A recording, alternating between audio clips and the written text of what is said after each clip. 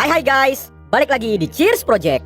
Kali ini aku mau cerita alur film Korea Door to the Night tahun 2013. Film ini ceritanya tentang seorang kakek Sugiono kaya raya yang tinggal sama pembantu cantik. Wih, udah kebayang lah kalian kan kayak mana alurnya itu? Nah, jadi selama beberapa menit ke depan aku bakalan nemani aktivitas gabut kalian guys. So, stay tune.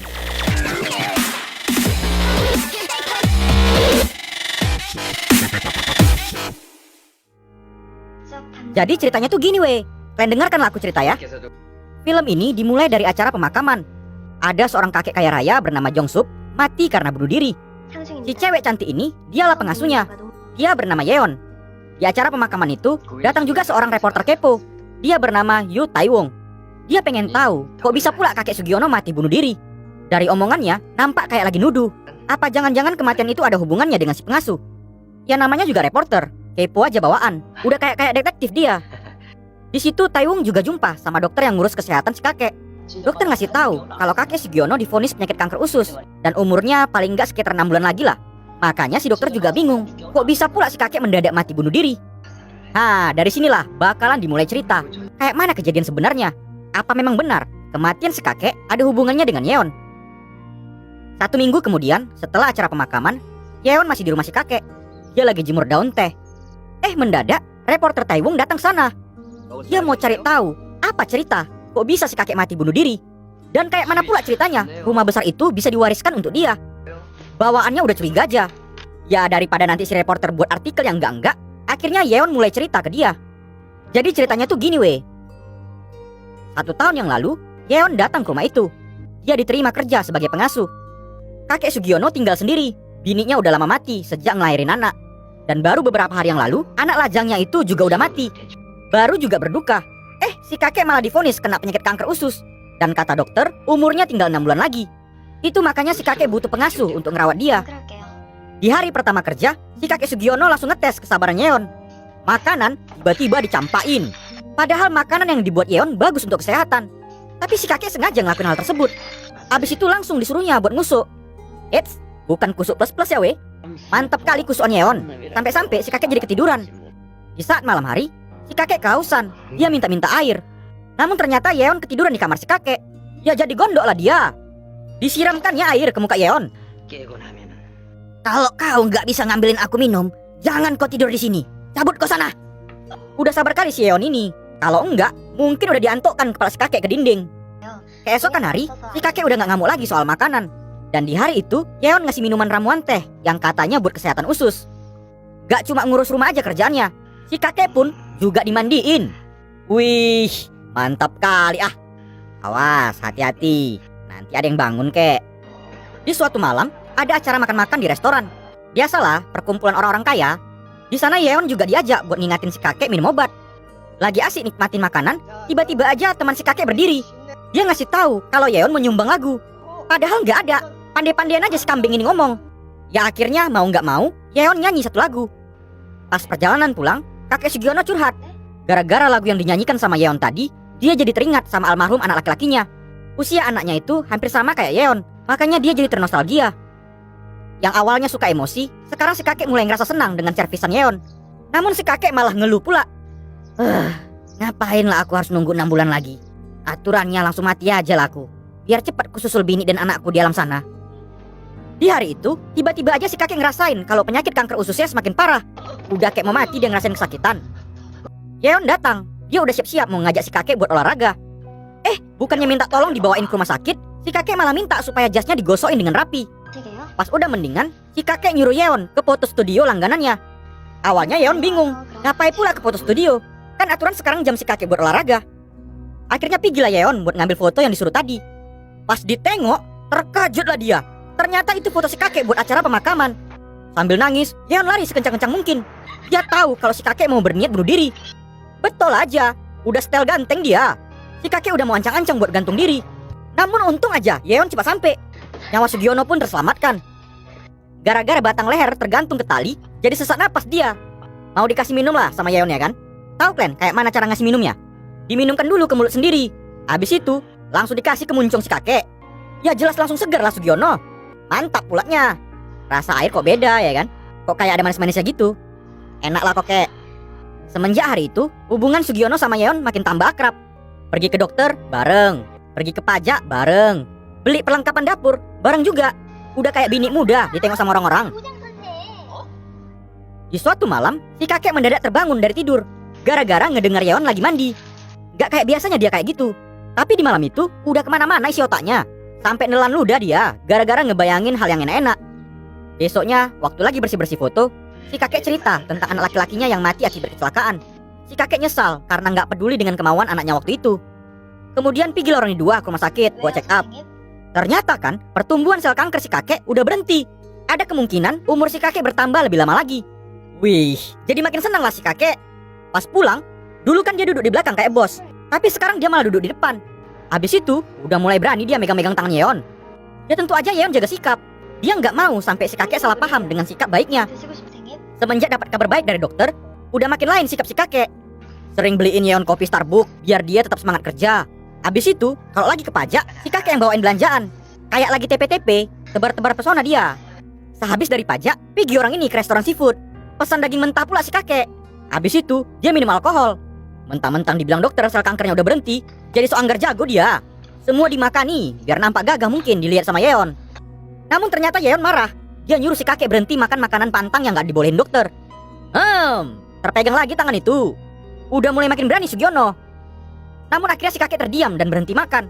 Pas sampai di rumah, si kakek mendadak malah marah-marah gak jelas. Dan tahu kalian apa yang terjadi selanjutnya? Wis, terjadi aksi tolak menolak kayak magnet. Mana mau Yeon? Dia berusaha ngelepasin diri. Tapi gak berapa lama sebelum barang itu masuk, si kakek akhirnya tersadar dari kelakuan setannya. Yeon bisa aja ngelaporin hal tersebut ke polisi, tapi dia nggak ngelakuin. Dengan kecewa dan marah, Yeon masuk ke kamar. Si kakek terbodok pauk lah. Tapi dengan sadar dia bilang kalau secara perlahan udah muncul perasaan cinta. Cinta atau nafsu kok biawa? Banyak kali bacot kau Sugiono.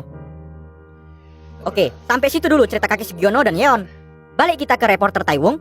Abis selesai ngedengar cerita tadi, dia kemudian mau cari tahu asal-usul si Yeon. Dia pergi ke kampusnya dulu. Dari sana dia dapat info kalau dulu Yeon pernah kerja di klub malam. Namun ternyata di tempat kerjanya itu Yeon nggak pakai nama aslinya. Dia pakai nama Suzy. Kok makin aneh dipikirnya, kayak ada sesuatu yang disembunyiin. Di rumah dipanggil Yeon, kok di tempat kerja namanya Suzy? Besok sorenya pergi lagi lah dia ke rumah si kakek. Di malam itu sambil ngobrol-ngobrol santai, Taewong dikasih minuman ramuan teh seperti yang setiap hari dulu selalu dikasih ke si kakek. Gak mau buat penasaran, Yeon lanjut nyeritain cerita bersambungnya kemarin. Di suatu malam, waktu si kakek lagi sibuk buat clipping tentang berita perusahaan dari koran, mendadak dia emosi marah gara-gara dikasih obat pahit. Sampai dicampain dia mangkok itu. Pas Yeon lagi bersihin serpian kaca, melotot mata si kakek, nengokin badan moleknya. Marah-marah, udah ketengok gunung kembar tergantung, terbodok diam si kakek biawa. Yeon tahu kenapa si kakek jadi pemarah lagi. Itu karena Yeon nolak untuk ngelakuin hal enak-enak sama si kakek. Biar tahu kalian, tadi sore marah-marah dia kan? Pas malam-malamnya, dia mendadak ngetok-ngetok kamar Yeon buat minta maaf. Sampai nangis-nangis si kakek biar pintu dibukain. Yang iyanya, hormon si kakek udah naik. Jadi bawaan udah pengen nengok badan Yeon aja. Yeon paham, gak bisa ditoko-tokoin dia. Dan akhirnya, untuk pertama kali, Yeon sengaja pakai pakaian mini di rumah itu biar terpuaskan mata si kakek Sugiono. Oh, mantap kali dibuat. Ngasih minum obat, sekarang di pangkuan paha Yeon. Abis itu kalau mandi, berdua orang itu. Kakek Sugiono di bathtub, Yeon di shower. Abis itu, pas nonton TV, pelepah pisang mulus, sengaja dikasih tengok. Daripada si kakek ngelakuin hal yang enggak kayak kemarin, bagus Yeon muasin mata si kakek aja. Boleh lihat, pegang jangan. Yeon tetap ngelakuin tugas sebagai pengasuh, tapi sifatnya sekarang dingin, gak kayak dulu lagi. Yeon sampai nangis nyeritain kejadian waktu itu. Dia jadi teringat dengan almarhum pacarnya. Diceritakannya lah ya kan, tentang kehidupan dulu di klub malam. Selama kerja di sana, baru pertama kali ada customer yang peduli sama dia. Namanya Junghwan. Pas Yeon lagi mabuk ya kan, dikasih minyak angin, habis itu dibeliin pok mie biar jadi enakan badan. Biasanya customer yang lain cuma pengen pegang sana pegang sini, tapi Junghwan beda. Itulah yang buat Yeon jadi jatuh cinta. Ternyata Taewong ketiduran di rumah itu akibat mabuk. Waktu di tengah malam, dia terbangun. Pas mau ngambil air ke dapur, kedengar ada suara shower di kamar mandi. Oh, penasaran lah dia ya kan. Dibuka pelan-pelan pintu kamar mandi. Mana tahu bisa nengok yang mantap. Nggak taunya Yeon lagi nangis-nangis. Dia ngasih tahu kalau dia nggak ngebunuh si kakek. Yeon minta agar Taewong berhenti nyudutkan dia. Karena Yeon nangis terus-terusan nggak mau berhenti, digaskan sama Taewong pakai kehangatan. Dan akhirnya di malam itu, ketemulah kutub positif dan kutub negatif. Terjadi gaya tarik-menarik sekitar 2 menitan. Mantap kali weh. Keesokan pagi, waktu Taeyong terbangun, Yeon lagi pergi keluar. Sengaja ditinggalkannya majalah lama yang di dalam ada berita tentang kematian anak dari si kakek Sugiono. Nah, disinilah mulai kebongkar weh. Ternyata kan, anak laki-laki si kakek yang mati akibat kecelakaan adalah pacarnya Yeon. Taeyong jadi ingat kejadian di acara pemakaman waktu itu. Jadi kan, si Junghwan minggat dari rumah karena dipaksa terus-terusan untuk ngelanjutin usaha bisnis. Dan Sugiono marah karena tahu kalau pacar anaknya adalah wanita dari klub malam. Pemilik klub malam cerita ke Taeyong kalau dia disuruh sama kakek Sugiono untuk ngasih pelajaran ke Yeon. Tahu kalian, si Junghwan ditahan sama 2 orang. Abis itu, ada 3 orang lagi yang ngelakuin tembak dalam ke Yeon. Di depan matanya sendiri, dikasih tengok kejadian gila itu. Junghwan jadi stres, dia pergi ninggalin Yeon. Gara-gara nyebrang jalan sambil nangis-nangis, jadi nggak fokus dia. Jeder! Junghwan pun mati ketabrak mobil. Setelah ngedengar cerita dari pemilik klub malam, terpikirkan di otaknya, berarti Yeon sengaja kerja di tempat si kakek buat balas dendam. Tapi kenapa kemarin Yeon sampai nangis-nangis ngasih tahu kalau dia nggak membunuh si kakek? Makin penasaran lah Taeyong. Dia balik lagi ke sana buat ketemu sama Yeon.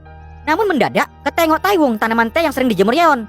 Yeon pernah cerita kalau dia sering ngasih si kakek minuman ramuan teh buatannya sendiri untuk kesehatan. Dicek sama Taeyong lah ke tempat jualan tanaman obat. Ternyata kan weh, tanaman itu berkhasiat buat naikin stamina pria. Jadi selama ini Yeon sengaja ngasih terus-terusan minuman itu agar si kakek bergairah terus bawaannya. Gara-gara minuman itu, sampai-sampai si kakek nyukur berewokannya biar kelihatan lebih ganteng ditengok sama Yeon. Habis itu, pas Yeon lagi tidur, dipakaikan cincin permata punya bininya dulu.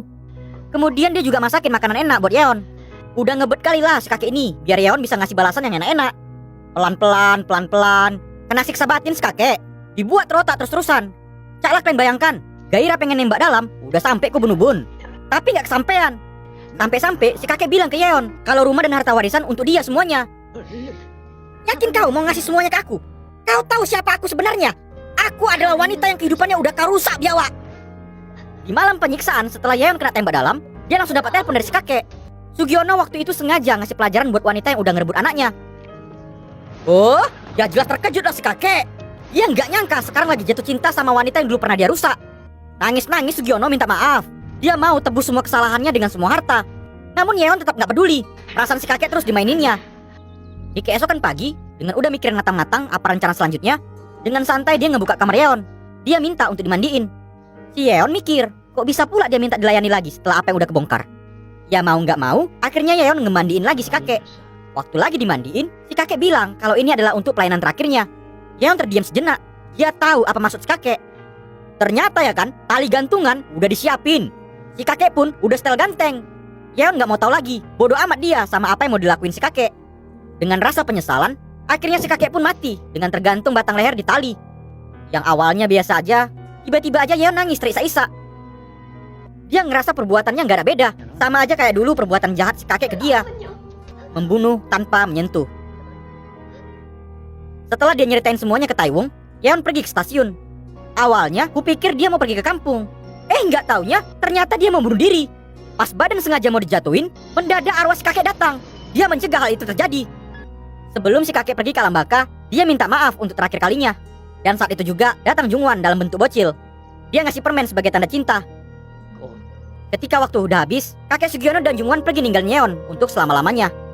Dan akhirnya film pun tamat.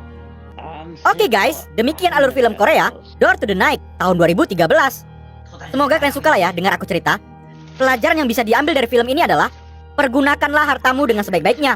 Kalau bisa pekerjakan 10 pengasuh, kenapa harus 1? Betul nggak weh? Ya udahlah dulu ya.